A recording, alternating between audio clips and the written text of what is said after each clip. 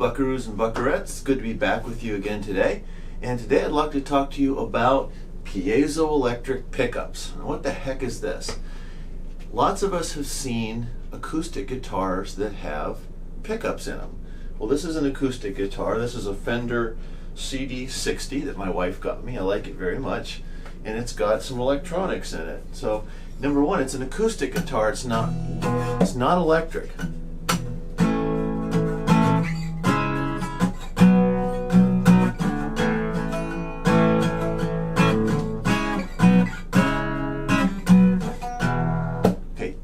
I played it, it's not plugged in anything, you can still hear it.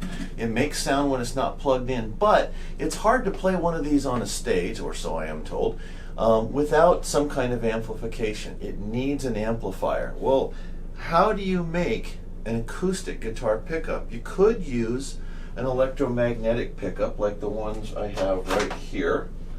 Okay, this is a humbucker pickup, the kind used on a Les Paul guitar. It's got 2 coils on it, but it's heavy.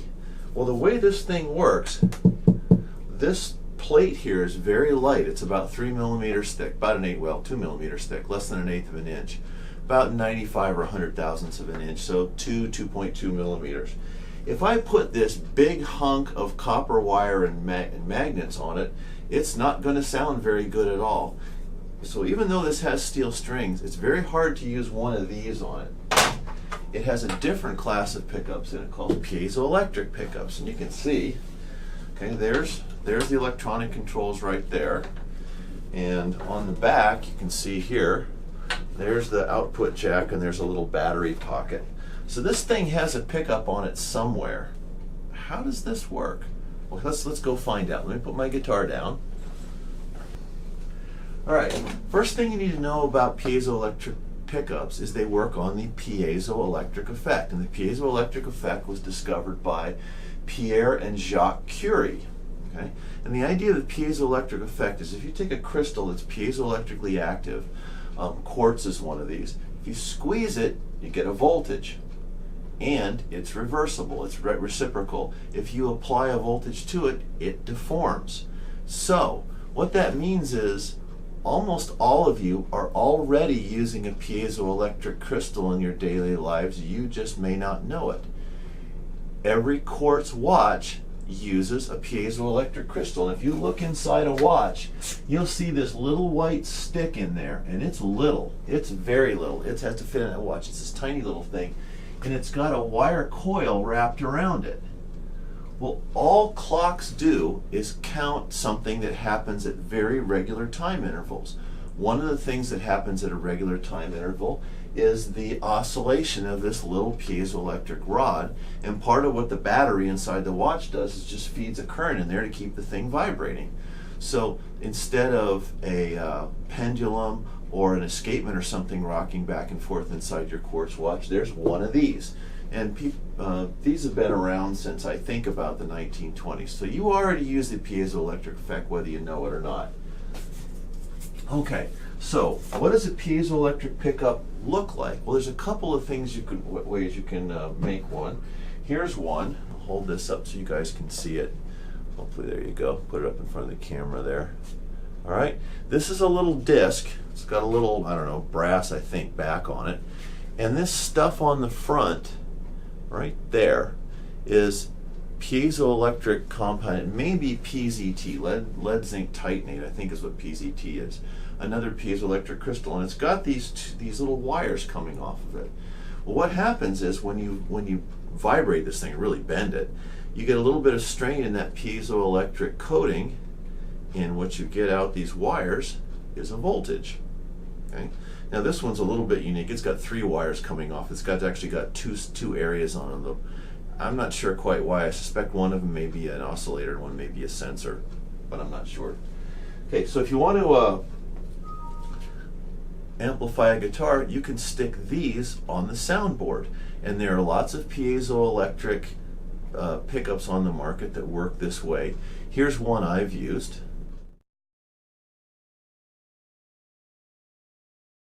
This is from D-Tar, and it sounds really good. I've had really good results from it.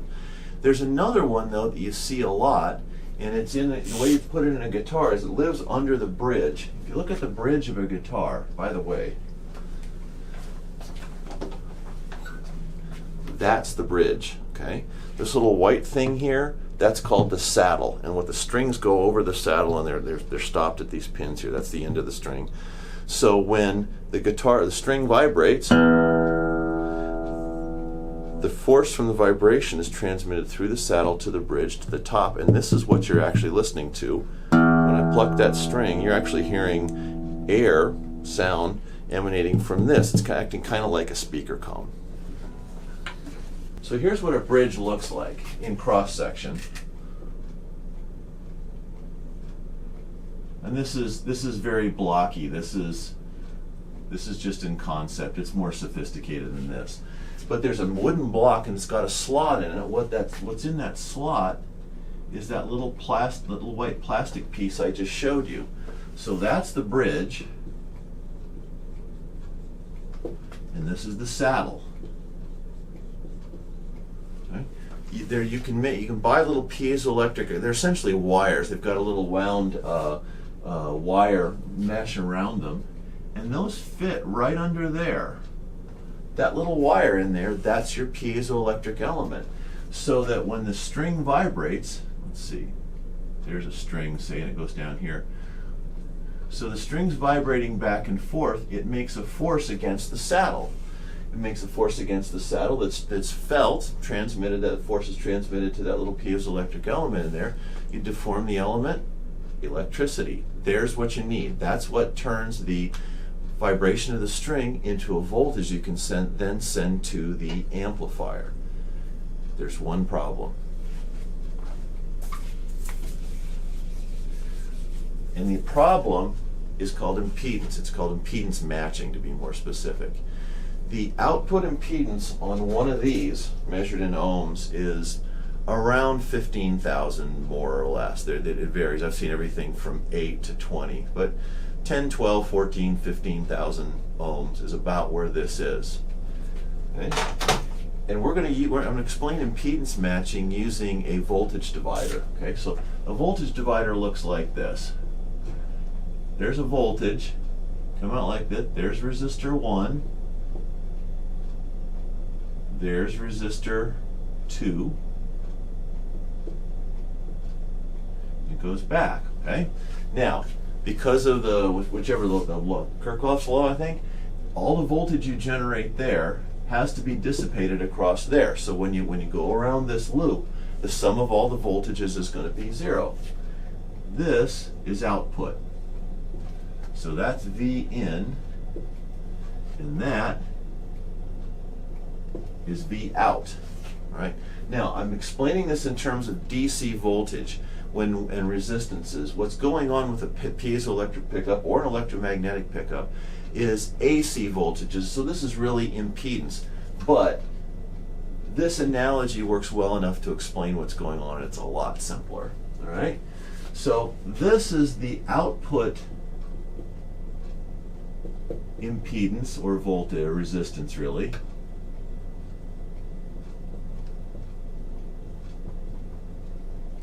Again, it's really impedance, but we're using resistance here as an analogy. So that's the output impedance of this, or this. Okay, this is the resistance the amplifier sees looking back into the guitar. R2 is for the load. Okay, this is the part input impedance of your amplifier. Okay, so you want voltage out to be as big as you can get it. Well, let's see. V out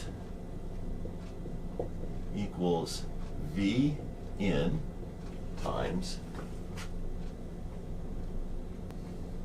R2 over R1 plus R2. If R2 is big compared to R1, this is close to 1. All right? And what you get is the output voltage is as high as it could possibly be. So generally the rule you want to use is you want the load impedance to be about 10 times the output impedance of your sensor. All right? And for this kind of amplifier pickup, that's easy to do. If this has an output of say 10, 12, 14, somewhere, let's call it 12K, that means the input impedance of your amplifier has to be 120K. Well, given modern amplifiers with op amps in them, it's fairly easy to get an input impedance much higher than that. A 1 meg input impedance isn't that hard. So you're dropping all your voltage across your load. That's what you want. Here's the problem. This, okay, because of the way this is built, this is really a capacitor. The piezoelectric crystal on here is not a conductor. Quartz is not a conductor. Okay, so you can make a voltage potential, but you can't make current. Really what you've got is more related to a capacitor than a voltage source. Okay, so, and it's with the wires and everything that you get the resistance that turns your RLC circuit into a voltage. The problem is the output impedance of this could be a mega ohm. It could be really high if you're not careful. And it's very difficult to make the output impedance of this low. So you can't plug this directly into an amplifier without this number here being lower than you want it. If I'll get my head out of your way here. Let's say R2 is 1 mega ohm. Okay, that's the input impedance of a modern solid state amp. Okay, I don't know what it's like if you're using a tube amp. I'm not sure what that is. Let me go look it up. And R1 is also 1 mega ohm. Right? So now instead of 10 to 1, you got 1 to 1. Well, if you do that, this is 1 plus 1 plus 2 on the denominator. Your output is going to be half your input. Ugh. Okay, so you just dumped half your signal trying to get out of the sensor, and only half of it's getting to the amplifier. In order to make a piezoelectric pickup work, you need a preamp. Well, that's what lives in here. Behind this plate, there's a tuner in it, but there's also bass, middle, treble, so there's some filtering in there, and there's a volume in here. So what lives behind there is a preamp, and what that preamp does, in part, does a couple of things. But one of the things it does is it makes it so that the output impedance of the preamp is low, and so that it can feed just about any amplifier. If you try to plug your amplifier into one of those piezo pickups without using a preamp in the middle for impedance matching, you're going to get pretty low output voltage. You can't make much volume. All right. So when we use piezoelectric pickups, they almost always either have a preamp built into the guitar, or if you have a guitar that doesn't have a preamp but does have a piezoelectric pickup, if you happen to build one that way, you can buy external preamps to put between your guitar and your amplifier, and that's because of this. Okay, so before we stop, let's look at a couple of different ways to mount piezoelectric pickups. The one I mentioned before is, and by far I think the most popular at this point, is one where you've got this little wire underneath the bridge, okay, underneath the saddle on the bridge. And here's a typical one.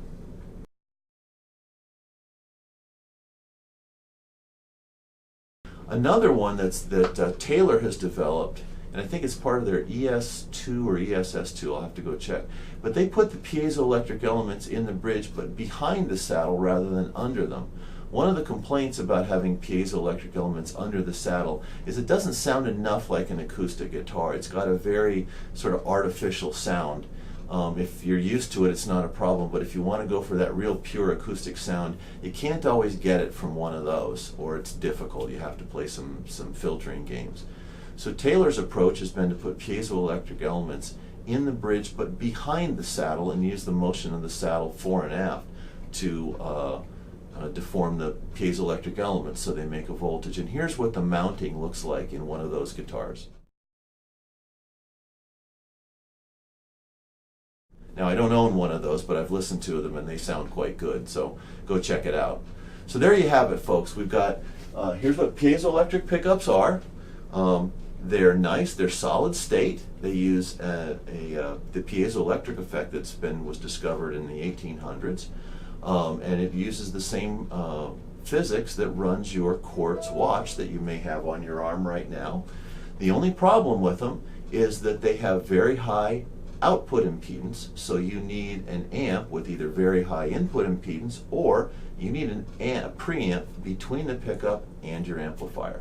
So there you go. Hope this helps, and I'll see you next time.